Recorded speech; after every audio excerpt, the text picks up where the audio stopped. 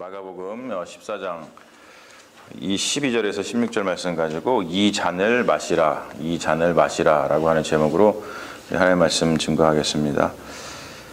예수님의 그 마지막 목요일은 극적인 사건으로 가득 차 있었던 날입니다. 목요일에는 세 개의 사건이 크게 놓여 있죠. 오늘 우리가 읽은 그 유월절 만찬에 관한 것이고, 그리고 읽지는 않았지만 목요일에 일어났던 그 겟세마네 동산에서의 기도, 그리고 그날 밤에 당국에 의해서 체포된 사건, 이 세 가지가 놓여 있습니다. 그래서 마가복음 14장이 이거 전체를 기록을 하고 있죠. 그런데 이 세 개의 사건 가운데 놓인 아픔이 네 가지가 있습니다. 첫 번째는 뭐냐면 예수님의 12 제자 중에 한 명이었던 유다에게 배신을 당하는 사건이 있었고, 그리고 수제자인 베드로가 또 예수님을 부인하죠. 그리고 나머지 제자들은 예수님을 버리고서 도망을 갑니다. 그리고 예수님은 또 그 당시 권력자들에 의해서 사형 선고를 당하게 되죠. 생각을 해보면 한 인간으로서 감당하기 힘든 그런 일들이 사중으로다가 겹쳐 있습니다. 우리는 흔히 고난주간 중에서 목요일하고 금요일을 성자를 붙여가지고 성목요일이다, 성금요일이다, 그렇게 얘기를 하죠. 영어로는 Maundy Thursday, 그리고 성금요일은 Good Friday 이렇게 표현을 합니다. 그래서 오늘은 우리가 성목요일이라고 해서 지키고 있죠. 이 성목요일은 대개 세족 목요일이라고 부르기도 합니다. 우리가 본문으로 택한 이 마가복음에는 세족식 이야기가 나오지를 않죠. 그것은 요한복음 전승에서 온 이야기입니다. 목요일에 일어난 일을 전하고 있는 이 마가복음과 또 요한복음은 몇 가지 다른 관점에서 그날의 이야기를 전하고 있어요. 첫 번째 보면 두 복음서는 날짜 계산이 다릅니다. 우리가 읽은 마가복음은 이 만찬을 벌인 날을 유월절이라고 말하고 있죠. 그런데 요한복음에서는 목요일, 이 만찬을 벌인 날을 유월절 전날이라고 이야기를 합니다. 왜 그러냐면 요한복음의 그 요한이 특별한 그 신학적인 이유를 가지고서 날짜를 좀 다르게 계산을 하고 있습니다. 요한은 예수가 새로운 유월절 어린 양이라고 보았어요. 그래서 우리가 요한복음 1장에 보면은 예수님께서 세례 요한에게 세례를 받으러 나가시죠. 그럴 때 세례 요한이 예수님이 오는 모습을 보고 이렇게 얘기를 합니다. 저 사람은 세상 죄를 지고 가는 어린 양이다, 그렇게 표현을 하고 있죠. 그런 것처럼 요한복음은 그 세례 요한의 그러한 이야기를 통해서 예수님을 갖다가 새로운 유월절의 어린 양으로 그렇게 봅니다. 그래서 요한복음에서는 예수가 새로운 유월절 어린 양으로서 십자가에 달려 죽었다, 그렇게 표현을 하고 있죠. 그리고 두 번째 다른 점이 뭐냐면 두 복음서는 그 모인 일, 그 만찬에 대해서 이야기하는 그 분량의 차이를 보이고 있습니다.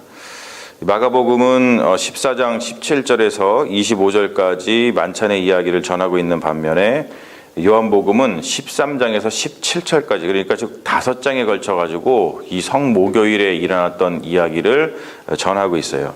그 이유가 왜 그러냐면 요한복음에서는 만찬에서 예수님이 제자들에게 설교를 하십니다. 그것을 흔히 고별 설교라고 이야기를 하죠. 그래서 아주 긴 설교문이 거기에 나오는 것을 볼 수가 있어요.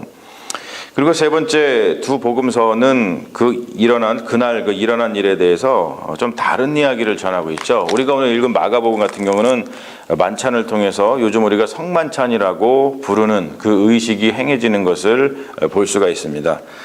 그 만찬의 핵심은 이 말로 요약이 되고 있죠. 마가복음을 보면 이것은 내 몸이고 이것은 내 피다, 이렇게 얘기하면서 그 만찬을 이야기를 합니다. 그런데 요한복음에서는 이러한 말이 전혀 등장을 하지 않습니다. 대신에 요한은 예수님이 제자들의 발을 씻겨주시는 그런 이야기를 전하고 있죠. 바로 그것 때문에 목요일을 세족 목요일이라고 부르는 것이죠. 그래서 성목요일을 영어로다가 Monday라고 부르는 이유, NDY, 먼지라고 부르는 이유는 예수님께서 제자들의 발을 씻겨주시면서 그들에게 새로운 계명을 주셨기 때문입니다. 이 먼지라고 하는 말이 라틴어에서 온 건데 영어로 하면 mandate예요. 명령이라는 뜻을 가지고 있습니다. 그래서 어떠한 새 계명을 주시냐면 이제 나는 너희에게 새 계명을 준다. 서로 사랑하여라. 내가 너희를 사랑한 것 같이 너희도 서로 사랑하여라 라고 하는 새 계명을 예수님께서 그 고별 설교사를 통해서 주셨다는 거예요. 여러분, 이 사랑이라고 하는 것은 우리 그리스도인들에게는 이 사랑이라는 것이 사실 마음대로 되는 것은 아닙니다. 하지만 이 사랑이라는 것은 예수님께서 우리에게 주신 새 계명이구나, 명령이구나, 우리에게는 이게 의무구나 라고 하는 것을 좀 가지고 좀 진지하게 생각해 볼 필요가 있다는 것이죠. 이 6월절 만찬은 2명의 제자에 의해서 굉장히 은밀하게 준비가 됩니다. 비밀리에 준비된 이유는 가룟 유다 때문이죠. 우리가 어저께 살펴봤습니다만 가룟 유다는 대제사장들과 함께 예수님을 죽일 그 음모를 꾸미고 있었습니다. 그가 만찬 장소를 미리 알면 안 됩니다. 왜냐하면 새로운 6월절 식사는 굉장히 중요하기 때문에 그 식사가 마치기 때까지 유다의 방해가 있으면 안 되기 때문이에요. 6월절 만찬은 3가지의 중요한 요소를 가지고 있는데 첫 번째는 그들이 6월절 만찬을 음식을 함께 먹었다는 거예요. together, 함께 먹었다는 공동 식사를 했다는 거예요. 그리고 두 번째는 예수님께서 그 임박한 배신에 대해서 이야기를 하고 있죠. 그리고 세 번째는 예수님께서 또 떡과 포도주에 자기 자신에게 이제 임박한 죽음에 어떤 관계된 그 의미를 그 떡과 포도주에 부여하는 것을 우리가 볼 수 있습니다. 그 당시 공동 식사라고 하는 것은 하나의 문화였는데, 그런데 예수님의 공동 식사는 그 당시에 있었던 보편적인 공동 식사와 다른 점을 가지고 있었습니다. 뭐냐면 그 당시 사람들은 공동 식사를 할 때에 바람직하지 않다고 생각하는 사람들하고는 함께 식사를 하지 않았습니다. 하지만 우리가 알다시피 예수님께서는 그 소외된 자들 그리고 버림받은 자들과 함께 공동 식사를 했다는 것을 우리는 볼 수 있죠. 이게 함께 식사를 한다는 것은 이 평등 어떤 사상을 가지고 있는 거예요. 함께 식사를 하면서 상대방이 어떠하든지 그 사람을 갖다가 나의 형제로, 나의 자매로 받아들이는 것이죠. 게다가 빵과 포도주는 실제 빵과 포도주입니다. 그러니까 뭐냐면 그들이 한 끼로 먹던 그 음식입니다. 그 당시 사람들의 생존을 위협하던 것이 뭐냐면 빵입니다. 먹을 것이 없었어요. 그리고 또 한 가지는 빚이었습니다. 그 당시에 그냥 서민들을 위협하던 생존의 어떠한 위협이 뭐였냐면 먹을 게 없었습니다. 빵이 없었고, 그리고 또 하나는 빚을 많이 졌다는 거예요. 그래서 성경에 보면 이 빚 탕감에 대한 이야기가 많이 나오는 것을 볼 수 있죠. 사실 그래서 그런 겁니다. 바로 그것이 당시 서민들의 애환이었어요. 우리가 잘 아는 그 오병이어의 기적의 요점도 이것이죠.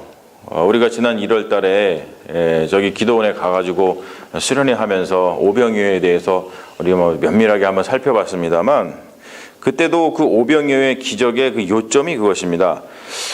어떤 떡과 물고기가 기적적으로 많아진 것이 요점이 아니었죠. 그것이 아니라 나누어 주었다는 것이 요점이었어요. 나누어 주었다. 나눔을 통해서 거기에 배고픈 사람들이 많이 있었었는데 이 나눔을 통해서 그 배고픈 사람들이 하나도 없게 되었다는 거예요. 그것이 예수 그리스도를 통해서 이루어졌다는 것이죠. 그래서 예수를 갖다가 생명의 떡이다라고 이야기를 하는 겁니다. 예수님은 이렇게 이런저런 이유로 고통당하는 자들과 함께 하시는 분이죠. 여러분, 우리는 어떻습니까? 우리 삶 가운데 옛날 사람들은 빵과 어떤 빚 때문에 고생했던 것처럼 요즘에 우린 사람들은 이런저런 문제들 때문에 여러 가지 삶의 애환이 있는데, 우리는 그런 사람들과 함께하면서 그런 사람들의 고통, 그런 고통을 당하는 자들과 우리는 어떻게 함께하고 있습니까?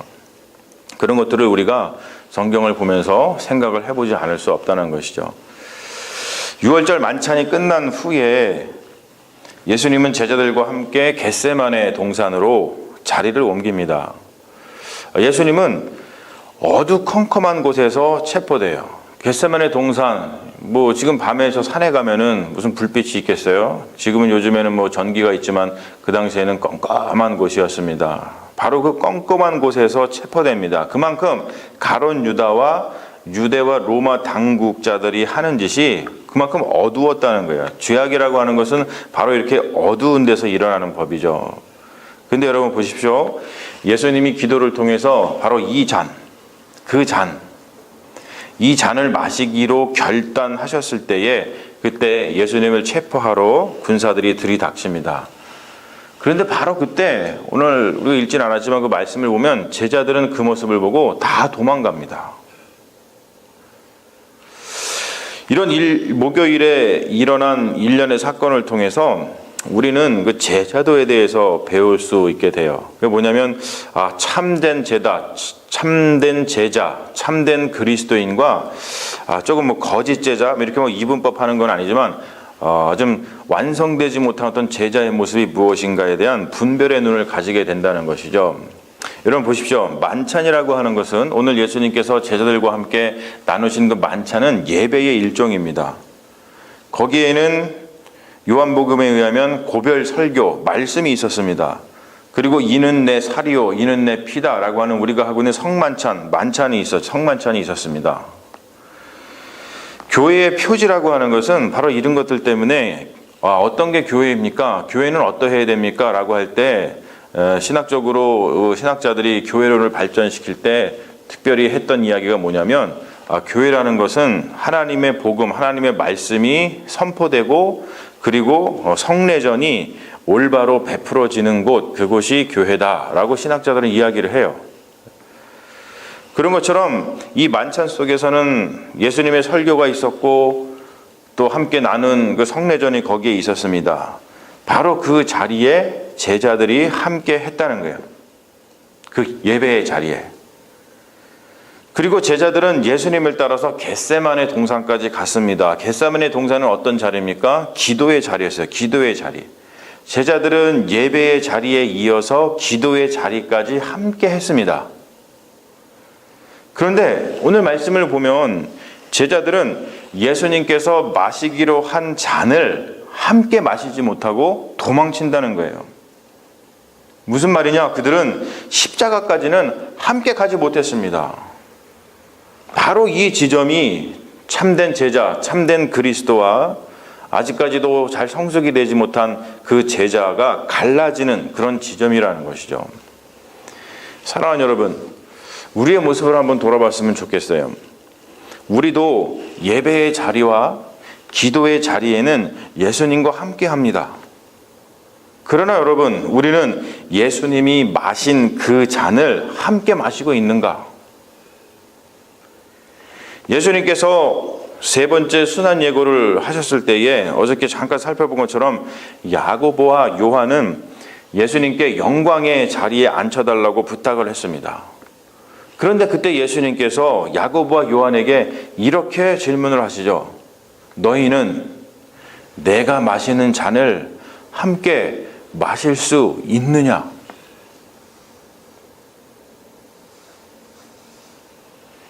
영광의 자리에 앉혀주겠다, 안 앉혀주겠다, 그것이 중요한 것이 아니라 예수님께서는 그들에게 되물었습니다. 너희는 내가 마시는 잔을 나와 함께 마실 수 있느냐? 사랑하는 여러분, 우리는 바로 이것 때문에 부활절까지 밀고 나가야만 됩니다. 이 잔을, 예수님께서 마신 이 잔을 함께 마실 수 있는 그 용기, 그 믿음이 어디에서 오는가? 성경에 보면 바로 부활의 주님을 만날 때 온다는 거예요. 그래서 우리는 부활절을 꼭 거쳐가야만 합니다. 부활의 주님을 만났을 때에 예배와 기도의 자리까지밖에 못 갔던 제자들이 예수님처럼 바로 그 잔을 마시고 십자가의 길을 갔던 것을 우리는 기억하고 있습니다. 그러므로 여러분, 제자도의 완성이라고 하는 것은 예배와 기도의 자리를 넘어서서 예수님과 함께 이 잔을 마시는 데 있다는 것이죠. 바로 그럴 때 비로소 우리는 예수님처럼 우리의 십자가를 지고서 예수님을 따르는 참된 제자로 거듭날 수 있다는 거예요. 이 마가복음 자체는 이게 AD 66년에서 74년경에 있었던 그 유대 땅에 있었던 그 대환란, 굉장히 큰 핍박이 있었죠. 예루살렘 성이 또 불타고 성전이 불타고 그랬던 대환란 동안 아주 가혹한 그 박해를 받았어요. 예수를 믿는 것 때문에. 그렇게 박해를 당했던 그리스도인들 위해서 쓰여진 복음서입니다. 박해를 당하면서 어떤 이들은 예수님처럼 이 잔을 마시고 끝까지 예수님을 붙든 사람이 있었는가 반면에 어떠한 사람들은 이 잔을 마시지 못하고 베드로처럼 그리고 다른 제자들처럼 배교라 그러죠. 도망친 사람들도 있었습니다. 이 복음서는 예수를 닮은 사람들에게는 찬사가 됐겠죠. 수고했다, 충성된 종아. 하지만 또 이 복음서는 베드로 그리고 다른 제자들, 도망쳤던 베드로와 다른 제자들에게는 회개와 용서의 희망을 주는 위안으로 다가왔다는 것이죠. 괜찮다. 기회가 있다. 여러분, 가장 큰 죄는 뭐냐면 예수를 부인하거나 배신하는 것이 가장 큰 죄가 아닙니다. 가장 큰 죄는 부활의 주님을 만나고 나서 언제든지 우리가 회개하면 용서받을 수 있을 거라는 어떤 믿음의 확신, 그런 것을 상실해버린 것이 그게 가장 큰 죄입니다. 우리는 그 믿음의 상실을 가룟 유다에게서 보죠. 굉장히 안타깝죠. 요한복음에서 얘기하는 것은 가룟 유다는 자살을 합니다. 그리고 누가복음, 사도행전에 나오는 말씀입니다만 누가가 쓴 사도행전에 보면은 이 가룟 유다는 자기가 그 돈으로다가 산 그 밭에서 창자가 터져서 죽었다는 어떤 불행한 이야기를 전하고 있습니다. 그런 믿음의 상실이 가장 큰 죄라는 거예요. 그러므로 여러분, 우리가 지금 당장은 예수님처럼 이 잔을 마시는 것에 대해서 실패한다 할지라도 우리가 절망에 빠질 필요가 없습니다. 우리는 끝까지 밀고 나가야 됩니다. 끝까지 밀고 나가서 어느 순간 성령의 능력에 힘을 입어서 예수님처럼 이 잔을 마실 수 있게 되는 그런 순간이 온다는 것이죠. 여러분, 그렇게 온전히 그리스도의 십자가에 참여할 때에 우리에게 온전한 구원이 임하는 것을 잊지 마시길 바랍니다. 그리고 이 잔을 마시라. 너희가 이 잔을 마실 수 있느냐라고 물어보시는 그 예수님의 질문에 우리가 아멘으로, 믿음으로 회답할 수 있는 참된 그리스도인이 다 되기를 주님의 이름으로 소망합니다. 아멘. 우리 잠시 기도하겠습니다. 사랑의 아버지 하나님, 목요일에 일어났던 일들을 돌아보면서 우리가 이 시간 무엇이 참된 제자도인가를 다시 한번 생각해 보았습니다.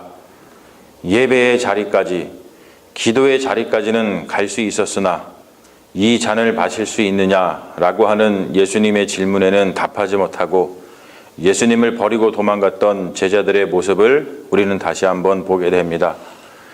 이 모습을 보면서 우리 자신의 모습을 다시 한번 돌아보게 됩니다. 주님, 우리도 예배의 자리와 기도의 자리까지는 함께 하지만 예수님께서 마신 그 잔을 함께 마시고 있는 것인지요?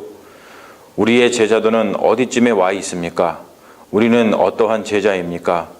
이 말씀을 통해서 다시 한번 돌아보게 하여 주시옵시고 우리가 이 시간, 이 고난주간을 거치면서 부활의 주님을 만났을 때에 우리 마음속에도 예수님을 따라 나설 수 있는 그 잔을 함께 마시고 우리의 십자가를 지고 예수님과 함께 그 십자가 골고다의 길을 올릴 수 있는 그 믿음을 더해 주셔서 우리가 예수님의 참된 제자로 거듭나는 귀한 이 부활절기가 될 수 있도록 주님 역사하여 주시옵소서. 주님께서 우리와 함께하여 주실 줄로 믿사오며 우리를 구원하신 예수님 이름 받들어 간절히 기도 올리옵나이다. 아멘. 믿습니다, 아버지.